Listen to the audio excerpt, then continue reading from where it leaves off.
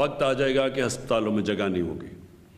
ابھی کیونکہ ملتان میں جلسہ ہوا تھا تو ملتان کے اندر 64% بسترے اب جو کرونا کے لیے رکھے گئے تھے 64% بستر بھر چکے ہیں۔ یعنی جب لوگ جمع ہوتے ہیں کرونا تیزی سے پھیلتی ہے، اس کے تھوڑے وقفے کے بعد، یعنی جب ایک ایونٹ ہوتا ہے اس کا پھر ایک تھوڑا ٹائم لیگ ہوتا ہے، یعنی کہ ہفتہ 10 دن، اس کے بعد جب وہ افیکٹ ہوتے ہیں مریض تو اس کے بعد وہ نظر آنا شروع ہو جاتے ہیں ہسپتالوں میں۔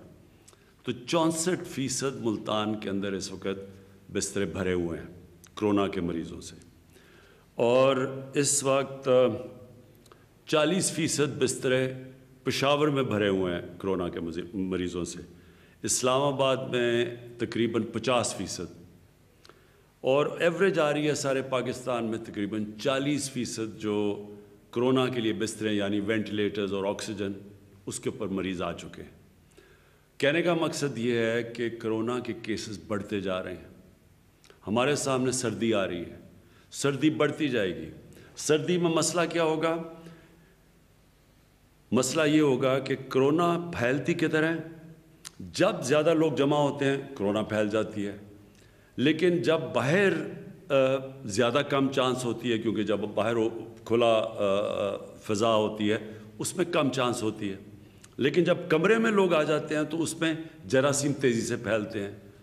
تو جب سردیاں بڑھتی جائیں گی اور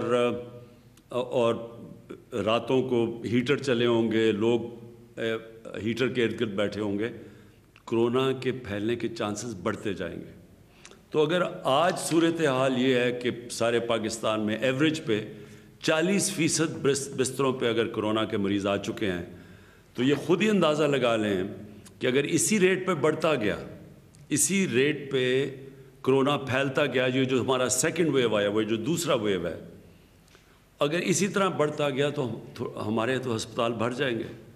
اور جس طرح ہم نے دوسرے ملکوں میں دیکھا، امریکہ میں دیکھ رہے ہیں اور یورپ میں دیکھا، تو ایک اگر ان کے جدھر وسائل بہت زیادہ ہیں ہمارے سے، اگر وہاں ہیلتھ ورکرز کو بھی خطرہ اور ہسپتال بھرے ہوئے ہیں تو یہاں تو بہت مشکل حالات ہو جائیں گے۔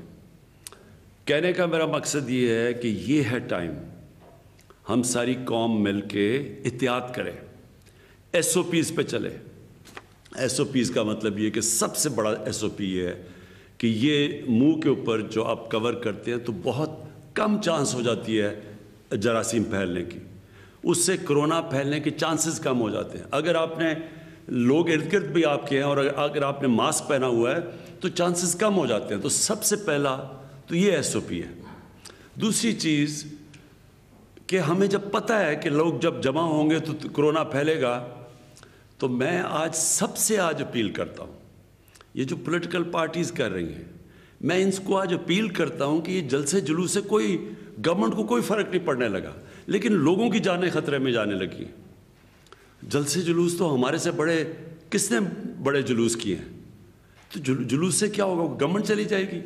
لیکن جب آپ یہ جلسے جلوس کرتے ہیں، لوگ قریب آتے ہیں ایک دوسرے کے، اور میں زیادہ تر دیکھتا ہوں لوگوں نے یہ ماسک بھی نہیں پہنے ہوتے، تو اس سے تو پھیلنے کا آپ چانسز بڑھاتے جاتے ہیں۔ تو جب پہلے ہی پھیل رہی ہے، جب ہمیں پتہ ہے کہ کرونا پھیلتی جا رہی ہے، بسترے بھر رہے ہیں، میڈیکل ورکرز جو ہمارے ہاسپٹل ہیں، جو ہماری نرسز ہیں، ہمیں جب پتہ ہے کہ ان کے اوپر پریشر پڑتا جا رہا ہے، تو یہ جلسے جلوس 2-3 مہینے کے بعد کر لیں تاکہ لوگوں کی ہم جان خطرے سے بچائیں۔ میں یہ باقی جو شادی ہال کہ ہم نے بند کیا ہوا ہے، اور جو اس کے علاوہ اسکولوں کو ہم نے بند کر دیا ہے، ہم نے ریسٹورنٹس کو بند کر دیا، کیونکہ ہمیں پتہ ہے اندر جب لوگ بیٹھتے ہیں اور کھانا کھاتے ہیں تو تیزی سے کرونا پھیلتی ہے۔